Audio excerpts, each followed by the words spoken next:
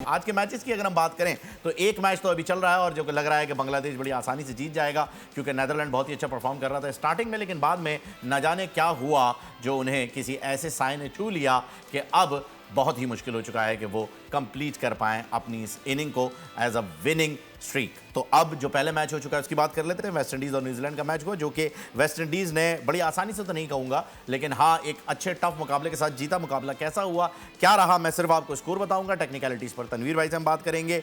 जनाब, स्कोर ये हुआ है कि 149 रन बना के पहली इनिंग्स के अंदर वेस्ट इंडीज़ ने दे दिया न्यूजीलैंड को टारगेट, लेकिन ऐसा लग रहा है कि न्यूजीलैंड, इंग्लैंड, ऑस्ट्रेलिया और पाकिस्तान इस मरतबा, बल्कि नहीं, ऑस्ट्रेलिया का नाम मैंने शायद गलत ले लिया तनवीर भाई, पाकिस्तान जो है वो इस दफ़ा कुछ, और श्रीलंका, ये लोग खेलने के मूड में नहीं लग रहे हैं, बहुत ही ज़्यादा अपने चार्ट के अंदर ज़्यादातर नीचे। न्यूजीलैंड तो घर चला गया, अब तो ऑलमोस्ट घर चला गया न्यूजीलैंड। बिल्कुल ऐसे ही आज का मैच हारने के बाद अब वो आगे सुपर 8 में तो बढ़ नहीं सकता है। ये हो गई जी आज के मैच की कहानी।